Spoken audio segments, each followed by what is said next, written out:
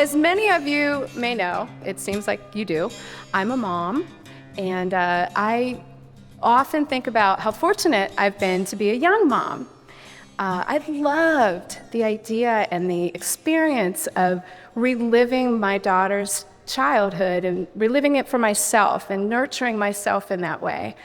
And I also feel really fortunate to have been a special ed mom. Now, a lot of people wouldn't necessarily think about it that way.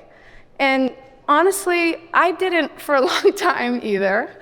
But in retrospect especially, I came to the understanding that it gave me a pause, a way to think about what I was doing and have a little bit of a different intention in how I was, living the experience of life through my daughter.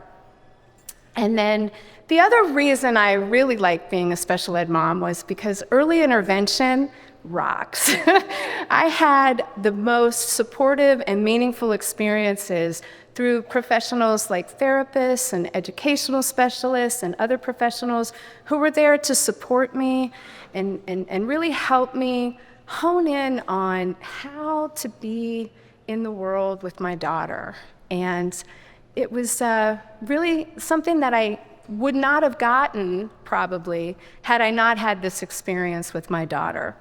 So I enjoyed it, and it was really supportive, and it was really wonderful. But there's one thing that I knew, and that was, it wasn't normal. And other mothers weren't really spending their days in speech therapy and physical therapy and all of these educational situations. So when she finally got to public school, I was so excited. She was going to be normal. She was going to ride a bus to school. She's going to wear a uniform like the other kids. She was going to be in the school with all of these normal kids. And so I got to have this experience of going school shopping with her, school supplies. And we go and we get all of the normal things that people get, but the big thing, she saw it from across the store, and it was the Blue's Clues tote bag. And she reached for it, threw it over her shoulder, and she knew exactly how to wear it. She was a pro. And so we put her on the bus. She goes to school. I'm waving at her on the school bus. And I realized that I had forgotten the other bag with all of the school supplies that we bought on it. So I got in the car and I drove to school to take in the school supplies for her. And I go into the school, and this is one of those old-fashioned schools where the office is in the middle and there's hallways in every direction. And I step into the office and I'm greeted by the school secretary, and I tell her my situation. And she said, "Well, I'll take those for you." And I said, "Well, I was kind of hoping I could sneak a peek at her." And she said, "Well, all the kids are in the cafeteria having breakfast." So I left the supplies with her, and I said, "Well, I'm just going to go sneak a peek at her in the cafeteria."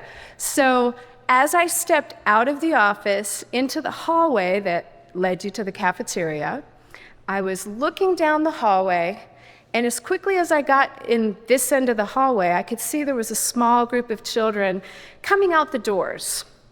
And just as quickly as I saw these kids, I realized one of them was my daughter. So I kind of stopped and was still so I could sort of be a fly on the wall and see what it was like. So I heard the aide kind of coaching this small group of children. Left shoulder on the wall, face forward, ready to go. And she had her Blue's Clues tote on the other shoulder. And then I quickly saw the downside of being normal. I watched a child come over, and he pushed that Blue's Clues tote off of her shoulder onto the ground.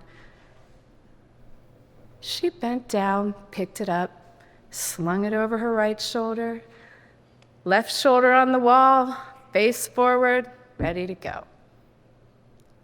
He did it again. Little bit slower, She picked it up, slung it over her right shoulder, left shoulder on the wall, face forward, ready to go. And then he did it again. Now this time, she took a little bit longer. She locked eyes with him, walked over, picked up the bag, didn't lose eye contact, slung it over her shoulder, looked him down, looked him up, left shoulder on the wall, face forward, ready to go. Cool as a cucumber. On that end of the hallway, on this end of the hallway, I was having an existential crisis. My feet were frozen to the floor, and the only movement in my body was the pounding in and out of my chest with my heart. I couldn't believe, this is what normal really is. And I felt like I had failed her. How could I do this to her? And then something was happening, which was nothing. She was fine, and the kid hadn't come back. And as I stood there, the hallway stretching further and crunching towards me, and it was like that carnival ride with the tunnel that spins that you have to walk through. I was just standing there, and I just saw her. Maybe for the first time, I saw her soul. And all this time as a parent, learning all of the things I needed to do and add to her life, it came over me, this understanding that maybe the most important thing that I was going to do was make sure that the world didn't subtract from that. I walked out of the building, and I went to my car and went home. I had a lot of thoughts running through my head. Later in the afternoon, the bus came, and I met her at the bus, and she's gangling down the steps of the bus, smiling, and I scooped her up and I hugged her. I asked her if she was okay, and she smiled. I asked her if she wanted to come back to the bus tomorrow, and she nodded her head. And as I was hugging her and holding her, I realized all this time I was shooting for normal, and she's extraordinary. Thank you.